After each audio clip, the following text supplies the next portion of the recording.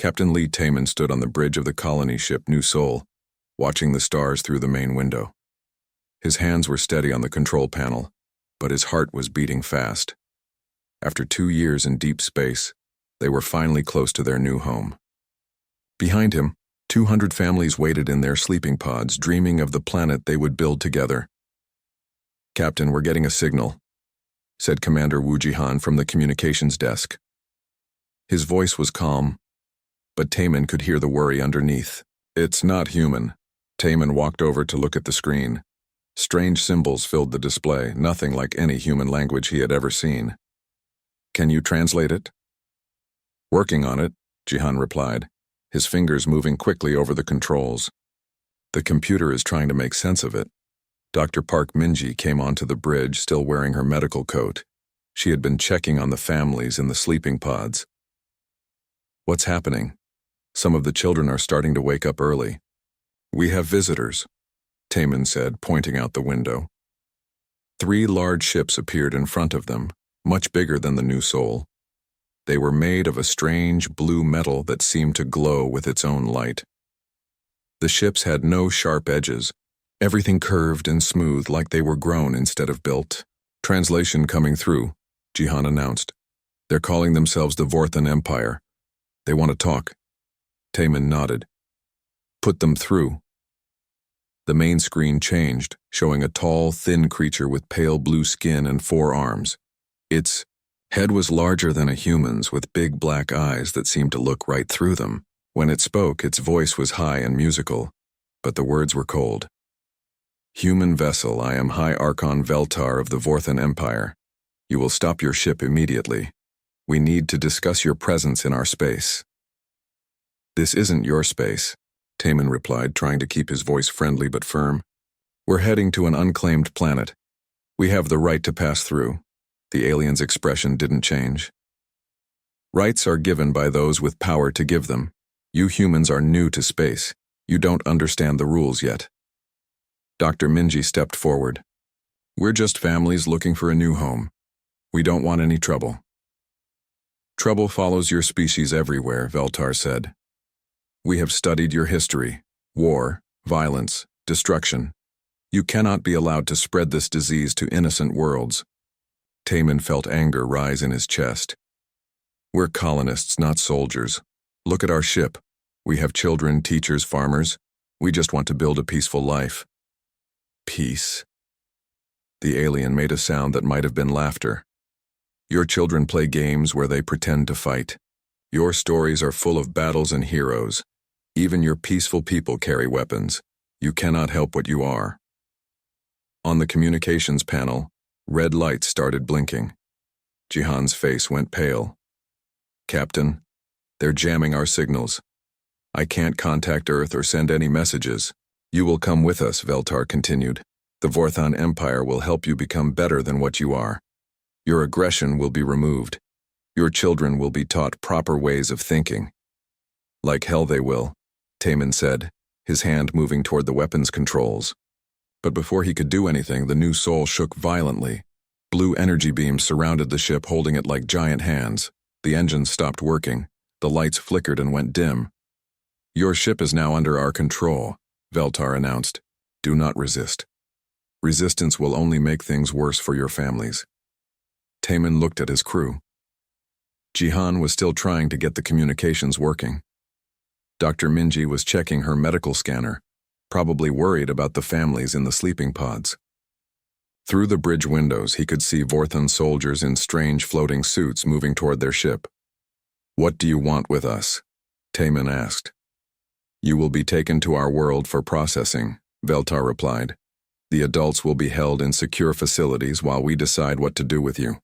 The children will be moved to special schools where they can learn to be civilized. You want to separate us from our children?" Dr. Minji stepped forward, her voice shaking with anger. "That's not going to happen." "It is already happening," the alien said calmly. "Your primitive bonds will only hold back their development. They must be freed from your violent influence." The ship shook again as Vorthan soldiers attached their vessels to the hull. Taman could hear the sound of cutting tools working on the airlock doors. In a few minutes, the aliens would be inside. "Captain," Jihan whispered, "I managed to send one quick message before they cut our communications. Just a location beacon toward Earth's core systems, if anyone is listening." "Good work," Taemin said quietly. He turned to Dr. Minji. "How are the families?" "Most are still in deep sleep, but some of the children are waking up. They're scared. They can feel something is wrong." Taemin closed his eyes for a moment, thinking of his own son Doyen, 16 years old and probably waking up confused and afraid. He thought of all the other children on the ship. Little Ariam, only 8 years old. Sora, Dr. Minji's daughter, smart and brave. Young Hyunwoo, with his love of building things. 47 children in total, all counting on the adults to keep them safe. The airlock doors burst open with a loud bang. Vorthon soldiers floated in, their weapons glowing with blue energy. They were even stranger looking up close with their thin bodies and too many arms. Their faces showed no emotion at all. "Surrender. Now," their leader said in a voice like breaking glass. "Any resistance will be met with immediate pacification." Taemin raised his hand slowly, looking at his crew. They did the same. But in his eyes they could see a promise. This wasn't over, not by a long shot. "You're making a big mistake," he told the Vorthan soldiers. "We're not the dangerous humans you need to worry about." The soldier tilted its head, curious. "What do you mean?" Taemin smiled, but it wasn't a happy smile. "We're the gentle ones. We're the teachers and doctors and farmers. The ones you really need to fear are the ones who love us. And when they find out what you've done to our children..." He didn't finish the sentence. He didn't need to. The Vorthan Empire was about to learn the difference between human colonists and human warriors. And they were going to regret every choice that led them to this moment. 6 months had passed since the Vorthans took them. 6 months of separation, fear, and something the aliens called correction. Kim Doyen pressed his face against the cold metal wall of his small room and listened carefully. The guards were changing shifts just like they did every 8 hours. He had been counting time by their footsteps, marking days on the wall with a small piece of broken metal he had hidden from the daily searches. The detention center on Vorth Prime's moon was built like a maze. Long white corridors connected hundreds of small rooms where the human children lived alone. The Vorthans said being alone would help them think better, would make them less pack-oriented like wild animals. But they didn't understand humans very well. Tap, tap, pause, tap. The sound came through the wall from the next room. It was Choi Sora using their secret code. She was asking if he was okay. Doyen tapped back. Tap, pause, tap, tap. "I'm fine, you?" The code had been his idea, but Sora had made it better. She was only 14, but she was already smarter than most adults.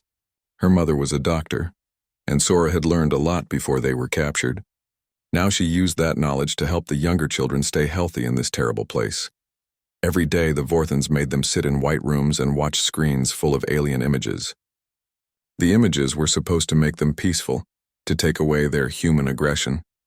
But all they really did was make the children sleepy and sad. The worst part was the questions. Every few days, Vorthon doctors would take each child to a special room and ask them things like, "Do you miss your parents? And would you like to hurt the people who are keeping you here?" If you said yes to missing your parents, they would make you watch more of the peaceful images. If you said yes to wanting to hurt someone, they would put you in a smaller room with no windows for several days. Doyen had learned to lie very well. All the children had. The door to his room slid open with a soft sound. A Vorthon guard floated in, its forearms carrying a food tray and a data pad. This one was called Keeper Zintal, and it was less cruel than some of the others. "Time for nourishment," Zintal said in its musical voice. "After eating, you will report for daily evaluation." Doyen took the tray without speaking. The food was nutritious but tasteless, designed to keep them healthy without giving them any pleasure. He ate quickly, thinking about the message he needed to pass to the younger children today. Little Nam Ariam had been crying again. At 8 years old, she was one of the youngest, and the separation from her parents was hitting her hard. But she was also braver than the aliens realized. She had become their best messenger, carrying information between the children because the guards thought she was harmless. Keeper Zintal, Doyen said carefully. May I ask a question? The alien's large black eyes focused on him. Questions show curiosity. Curiosity can lead to improved thinking. Ask. The little girl, Ariam, she seems sick. Could someone check on her? Maybe Sora could help. She knows about medicine. Zintal made notes on its datapad. Individual health concerns are handled by proper medical staff. Human children should not attempt to treat each other. This creates unwanted emotional bonds. But Doyen saw something in the alien's expression. Maybe it was worry or maybe just annoyance. Either way, it meant his message had worked. The Vorthons were starting to worry that their correction program might be hurting the children instead of helping them. Later, during exercise period, Doyen found himself in the same large room as 15 other children. They were supposed to do individual exercises while the guards watched, but the children had found ways to communicate. Yoon Hyunwoo, the 12-year-old who loved building things, was doing jumping exercises near the wall, but Doyen could see that he was really examining the air vents and electrical systems. Hyunwoo had been mapping the entire facility, trying to find weaknesses. Sora was stretching on the far side of the room, but her eyes were moving from child to child, checking their health without being obvious about it. She had been teaching the others how to recognize signs of depression and malnutrition, and how to help each other in small ways. And there was Ariam, doing simple exercises with tears still dried on her cheeks. But when she caught Doyen's eye, she nodded slightly. She had successfully delivered yesterday's message to the children in Section C. They now knew that their parents had tried to escape 3 times, and had been punished each time. Attention, human children, announced a voice from speakers in the ceiling.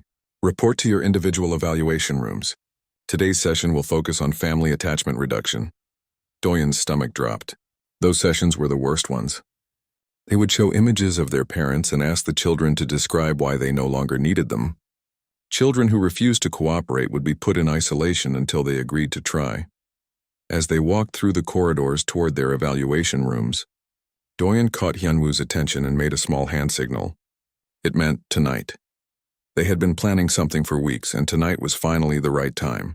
The evaluation session was as terrible as always. The Vorthon psychologist, Dr. Morden, showed Doyen images of his father on the bridge of their ship. Then it showed images of Vorthon families with their calm faces and peaceful interactions. Compare these social structures, Dr. Morden instructed. Which appears more harmonious? The Vorthon families look very peaceful, Doyen answered, saying what they wanted to hear. Inside, he was thinking about how his father had taught him to pilot small ships, how they had laughed together while working on engines, how his father had held him when he had nightmares as a small child. Good. Your responses show improvement. However, your stress indicators suggest you are still forming emotional attachments to other human children in the facility. This is counterproductive to your development. Doyen tried to keep his face blank, but his heart was racing. If they knew about the resistance network, everything would fall apart. I don't understand, he said. Your interaction patterns during exercise periods show classic human pack behavior. You are attempting to form substitute family units with the other children. This must stop. Dr. Morden made notes on its pad. Beginning tomorrow, exercise periods will be individual only. Meals will be delivered to your rooms. Contact with other human children will be limited to supervised educational activities. That night, alone in his room, Doyen felt despair creeping in. If they couldn't meet during exercises, how could they continue their resistance? How could they take care of each other? But then came the tapping from the wall. Sora's voice transmitted through their code. Message from Hyunwoo. Air vents connect all rooms tonight, pass it on. Doyen smiled for the first time in weeks. The Vorthons thought they understood human behavior. But they had missed something important. When you try to break the bonds between people who love each other, you don't make them weaker. You make them more determined. That night, 47 human children moved through air vents and maintenance tunnels like ghosts. They met in an abandoned storage room deep in the facility's lower levels, where the surveillance equipment couldn't reach. For the first time in 6 months, they were all together. We're going to get out of here, Doyen told them, looking at each familiar face. And we're going to find our parents. Little Ariam raised her hand. What if they catch us? Sora knelt down next to her. Then we'll try again. And again. Until we succeed, why? Asked one of the younger boys. Doyen thought about his father's words from long ago. Humans don't abandon each other. Ever. Because that's what humans do, he said. We take care of our family. All of our family. And we never give up. The escape attempt would fail. The Vorthons would catch them and punish them, and separate them even more strictly than before. But in that moment, in that hidden room, they were not victims. They were not broken. They were human children who remembered what love meant. And somewhere in the galaxy, that would be enough. Dr. Park Minji's hands shook as she prepared the medicine for High Counselor Velnoth. The Vorthon official lay on the medical table, its blue skin pale with sickness. It had some kind of infection that their own doctors couldn't cure. Hurry, human. Velnoth wheezed through its breathing tubes. If I die because of your incompetence, your punishment will be severe. Minji wanted to let it die. Every day for 8 months she had been forced to work in the Vorthon Medical Center, using her skills to help the people who had stolen her daughter. But if she refused to help or if she let any patient die, they would hurt Sora and the other children even more. So she worked, and she learned. The Vorthons thought they were so advanced, but their bodies were weak. They had no natural resistance to disease. Their bones broke easily. Their nervous systems were delicate. Over the months of treating them, Minji had discovered dozens of ways their biology could be disrupted. She injected the medicine and watched Velnoth's color improve. Another life saved. Another day of cooperation with the monsters who had her child. Dr. Minji, called a voice from the doorway. It was Captain Taman, flanked by 2 Vorthon guards. He was supposed to be working in the agricultural planning department, helping the aliens understand human farming techniques. But his real job was the same as hers. Do what they say so the children don't suffer. The High Archon wants to see you, Taman said. His voice was calm, but she could see the tension in his shoulders. They walked through the prison complex, past walls that hummed with energy barriers. The Vorthons had built this place specifically for humans, studying their psychology and physiology to create the perfect prison. Individual cells to prevent group bonding. Bright lights that never turned off completely to disrupt sleep patterns. Food that was nutritious but flavorless to reduce comfort and pleasure. It was working. Many of the human adults were becoming quiet and passive, spending their days staring at walls, but not all of them. In the meeting room, High Archon Veltar waited with several other officials. On the wall behind them, a large screen showed images from the children's facility on the moon. "Ah, Dr. Minji," Veltar said in its musical voice. "Please sit. We need to discuss the progress of your offspring." Minji saw Sora on the screen sitting alone in a white room, staring at nothing. Her daughter looked thin and sad but alive. That was all that mattered. "Your children are proving more resistant to correction than we anticipated," Veltar continued. "They continue to form emotional attachments despite our efforts to prevent this." Commander Wu Jihan entered the room, also with guards. His job was maintaining the prison's computer systems, but Minji knew he had been secretly mapping their security networks. 3 weeks ago, all 47 children participated in an organized escape attempt, Veltar said. This level of coordination suggests they are still thinking as a group unit rather than individuals. This is unacceptable. The screen changed to show security footage of children crawling through air vents. Minji's heart swelled with pride even as fear gripped her stomach. Her daughter was helping younger children climb through the narrow spaces. They were recaptured, of course, Veltar continued. But the attempt shows that our current methods are insufficient. We have decided to relocate the children to a more secure facility in the Outer Rim. There, they will receive more intensive correction therapy. "What does that mean?" Taman asked, his voice tight. "Complete isolation, no contact with each other, no contact with you, no contact with anything that reminds them of their human origins. Within a few years, they will forget they ever had families." The room was quiet for a long moment. Minji felt something break inside her chest. Not her heart, that had been broken months ago. Something deeper. Something that had been holding her back from doing what needed to be done. "When?" she asked. "The transport ships will arrive in 5 days. The children will be transferred immediately upon arrival."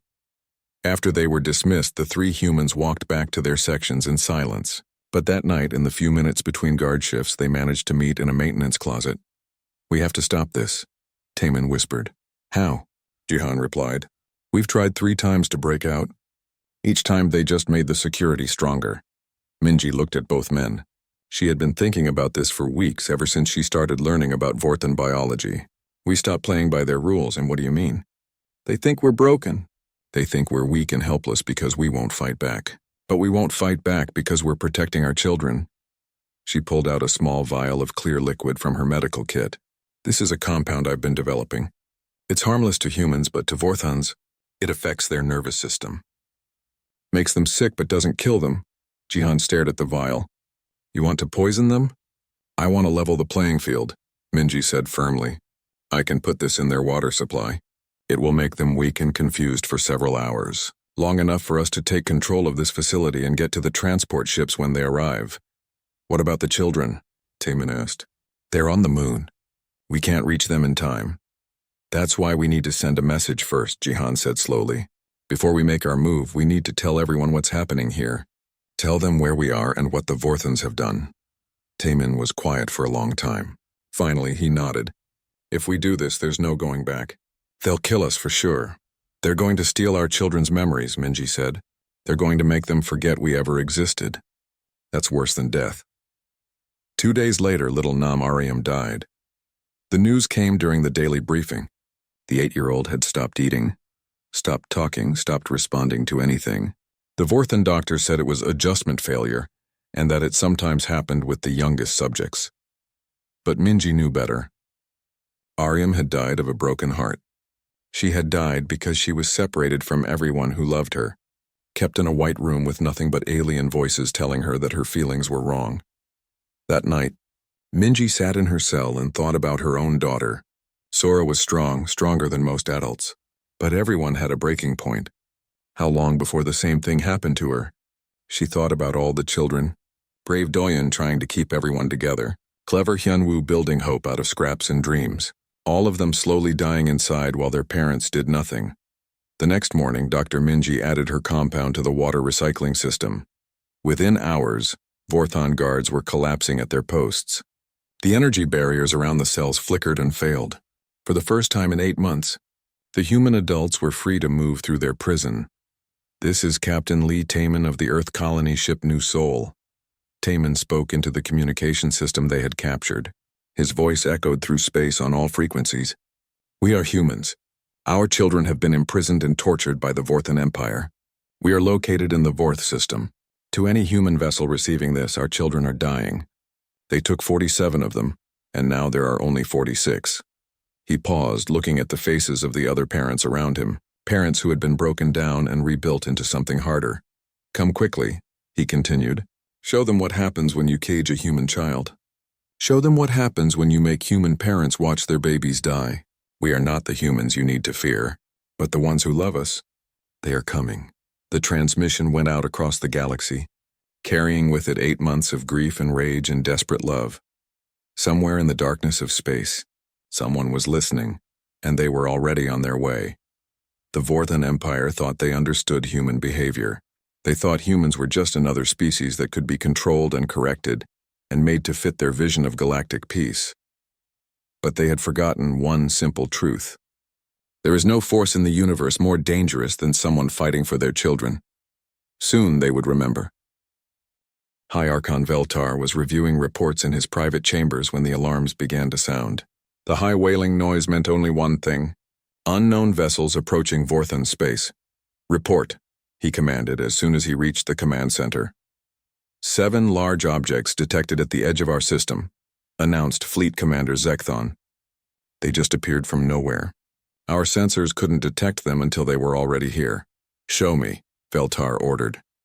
The main display screen lit up with images that made his breathing tubes flutter with fear. 7 massive warships hung in space like sleeping monsters. Each one was twice the size of the largest Vorthan vessel, built with dark metal and covered with weapon systems that looked nothing like the elegant designs of civilized species. What species builds ships like that? Veltar whispered. Analysis suggests human construction, Zekthon replied, his voice shaking. But that's impossible. Humans don't have this level of technology. They're barely capable of interstellar travel. Veltar remembered the colony ship they had captured 8 months ago. It had been primitive compared to Vorthan technology, held together with simple metals and powered by crude fusion reactors. These ships were something completely different. Incoming transmission, the communications officer announced. They're using human language. Put it through. The screen changed to show a human face, but this wasn't like the soft colonists they had captured. This man looked like he had been carved from stone, with scars across his cheek and eyes that seemed to burn with cold fire. Behind him, the bridge of his ship was filled with humans in military uniforms, all of them watching the screen with the same dangerous expression. "This is Admiral Kang Seoho of the Human Defense Coalition Fleet. Seoul's vengeance," the man said in a voice that could have cut through armor. "You have our people. You have our children. You have exactly 1 hour to return every human in your system, unharmed and together, to their families. After that, we demonstrate why the galaxy calls our worlds Deathworlds." The transmission ended before Veltar could respond. 1 hour? Fleet Commander Zekthon laughed nervously. "What can they possibly do? We have the most advanced defensive systems in the galaxy. Our planet has energy shields that could stop a meteor impact. Our orbital platforms have weapons that can destroy entire fleets." But Veltar was remembering something. During his study of human history, he had read about their wars. Not the simple territorial conflicts that most species had, but total warfare where entire planets were turned into battlefields. Humans who fought not just with weapons, but with their bare hands when they had to. Humans who never surrendered, never stopped fighting, never forgot an injury done to their young. "Send a response," he ordered. "Tell them that the humans in our custody are being held for the good of galactic civilization. They are dangerous and must be contained." The reply came back immediately. "You have 58 minutes. "This is ridiculous," Zekthon said. "Launch our defensive fleet. Show these primitives what real military power looks like." 300 Vorthon warships rose from the planet and its moons, their blue hulls gleaming with energy weapons. They were beautiful ships built by a species that had conquered dozens of worlds through superior technology and careful planning. The human ships didn't move. "Are they surrendering?" asked a junior officer. "No," Veltar said quietly. "They're waiting." 45 minutes after the first warning, the humans demonstrated exactly what they had been waiting for. A single small ship detached from the human fleet and flew toward Vorth Prime's third moon, where the elite military academy was located. The moon was defended by energy shields, automated weapon systems, and 3,000 of the best Vorthon soldiers in the Empire. "Track that vessel," Veltar ordered. "What are they planning?" The human ship was tiny compared to their warships, barely large enough for a dozen people. It flew straight toward the military academy without any attempt at stealth or deception. When it reached the defensive perimeter, something amazing happened. The ship didn't try to break through the shields. Instead, it just stopped. 12 figures in dark armor launched themselves from the ship's cargo bay and flew through space using some kind of personal propulsion system. "Those are humans?" Zekthon asked in disbelief. "In spacesuits?" The figures landed on the academy's surface and began moving toward the main buildings. The automated defenses fired at them, but the humans moved too fast, jumping and rolling and using the moon's low gravity in ways the Vorthons had never imagined possible. "Send me direct communication with the Academy," Veltar ordered. "Academy Commander Yolton here," came the reply. "We have 12 human intruders on the surface." "Don't worry, High Archon. 3,000 soldiers against 12 primitives. They'll be captured within minutes." But the minutes passed, and the reports from the Academy became increasingly confused. The humans weren't fighting like any enemy the Vorthons had ever faced. They moved through the buildings like ghosts, appearing and disappearing, striking at critical systems and communication nodes before vanishing again. "Section 7 is down," reported one officer. "They've disabled our main computer center." "Section 12 is compromised," came another voice. "They've taken our weapons storage facility. How many casualties?" Veltar asked. There was a long pause. "None, High Archon." "They're not killing anyone. They're just making everyone unconscious somehow. Our soldiers wake up tied up with their own equipment cables." Within 47 minutes, the Academy fell silent. Then a new voice came over the communication system, speaking in accented Vorthon. "This is Major Bei Sunwoo of the Human Defense Coalition. The Vorth Prime Military Academy is now under human control. All Vorthon personnel are alive and unharmed. This operation took 47 minutes using 12 Marines. We have 46,000 more where they came from."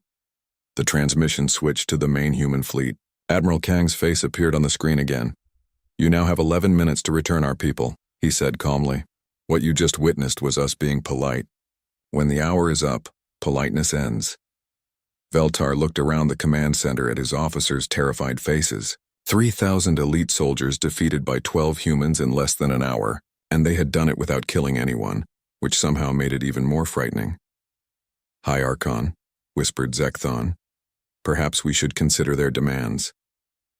No, Veltar said firmly. This is exactly why humans must be contained. Look what they can do when they're angry. Imagine if there were millions of them spread across the galaxy. He activated the system-wide communication array. Admiral Kang, I am High Archon Veltar of the Vorthan Empire. Your people are dangerous. They must be held for the safety of all civilized species. We will not release them. Admiral Kang was quiet for a long moment. When he spoke again, his voice was different, colder, more final.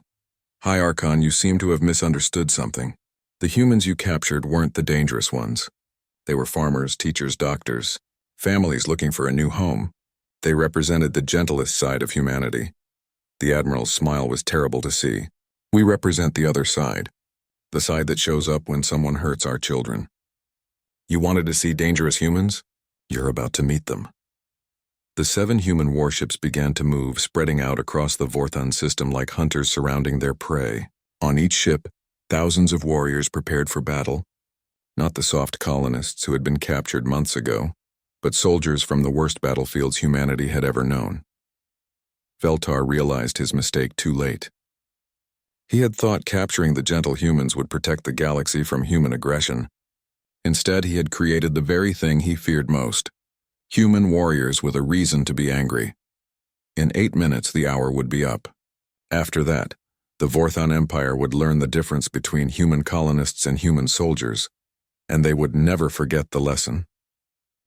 The hour ended at exactly 14:32 Vorthan Standard Time. At 14:33, the human fleet opened fire. High Archon Veltar watched in horror as streams of light erupted from the human warships. But these weren't random attacks. Every shot hit exactly where it needed to, disabling weapons platforms and communication arrays without destroying the structures underneath. In less than 10 minutes, the entire orbital defense network was gone. Impossible, whispered Fleet Commander Zekthon. Our shields should have stopped those weapons. Report from the surface, called a communications officer. The planetary shields are failing. The humans are using some kind of pulse weapon that disrupts our energy systems. Veltar realized with growing terror that the humans weren't trying to destroy their civilization. They were surgically removing their ability to fight back.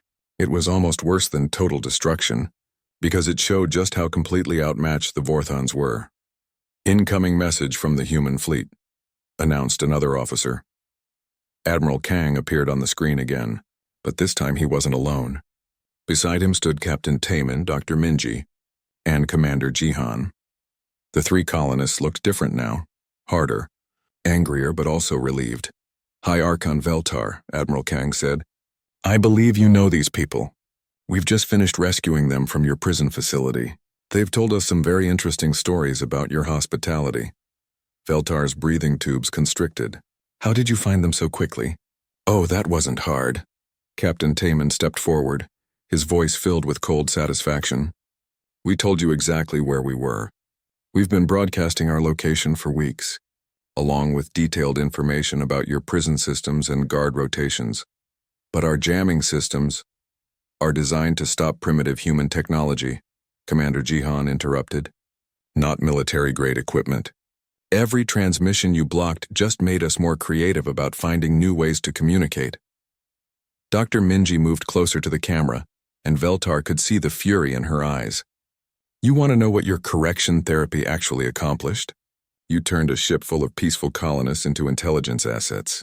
Every day you forced us to work for you, we were studying your weaknesses, learning your biology, your technology, your security systems.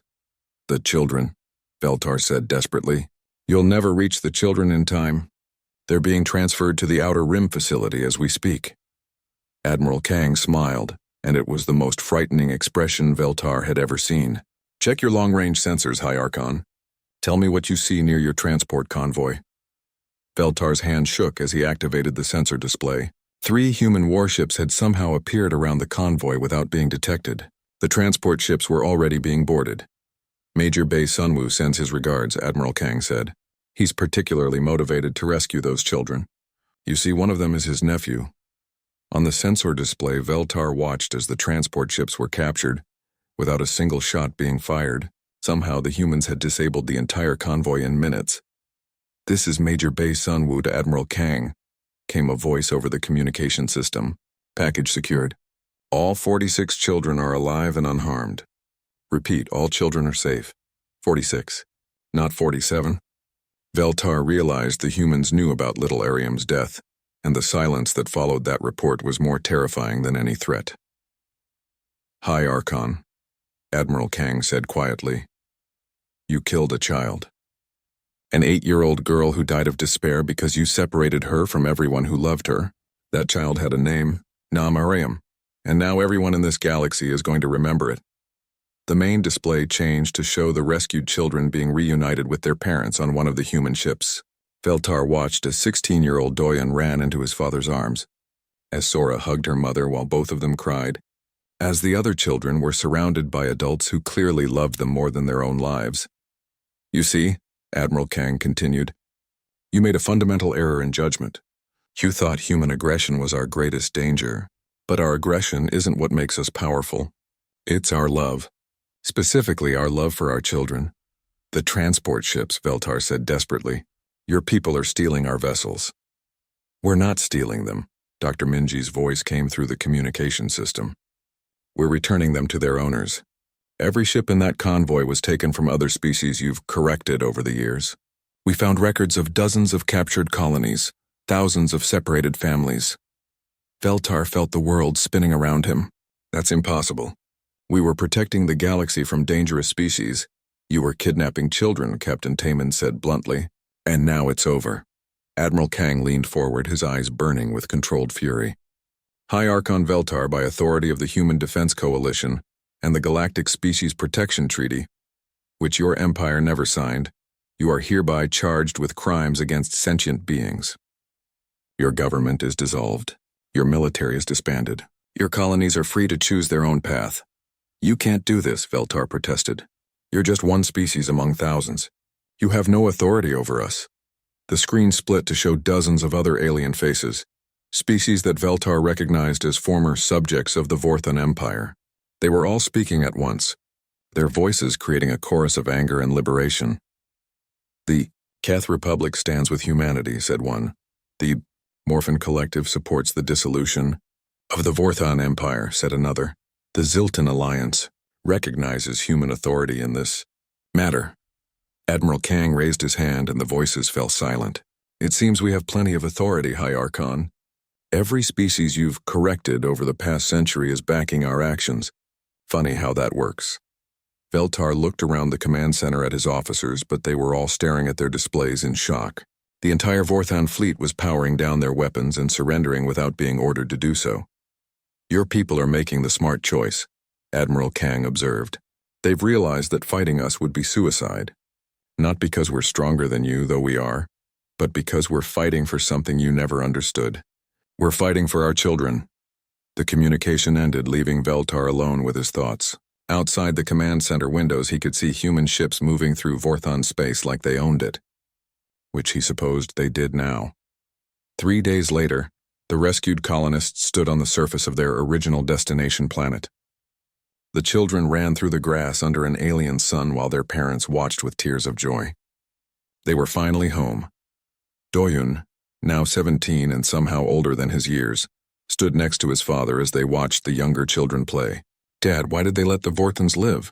After what they did to us, after what they did to Ariam? Captain Taman put his arm around his son's shoulders. Because we're not like them, son. We don't hurt children, even alien children, and we don't destroy entire civilizations out of fear. But they'll never have the power to hurt anyone again, Dr. Minji added, joining them with her daughter Sora. Admiral Kang made sure of that. The Vorthon Empire is finished, but the Vorthon people will survive. They'll just have to learn to live as equals instead of conquerors. Sora, now 15 and bearing the quiet strength of someone who had survived terrible things, looked up at the sky where human ships still patrolled. Will they stay to protect us? For a while, her mother replied. But eventually we won't need protection. We'll be strong enough to protect ourselves. And other colonies like us, Doyun added. If this happens again to anyone's children, we'll be ready. That evening, as the colony celebrated their first free day in almost a year, Commander Jihan activated the long-range communication system. His message went out to every human world, every allied species, every corner of the galaxy where someone might be listening. This is New Sol Colony, Kepler 442b system. We are free. Our children are safe. And we want everyone to know if you hurt a human child, we will find you. If you separate families, we will reunite them. If you think you can break our spirit by taking our young ones, you will learn exactly how wrong you are. He paused, looking out at the children playing in the gathering darkness, their laughter carrying across the settlement like music. The galaxy is big enough for everyone to live in peace, but peace means protecting the innocent, not preying on them.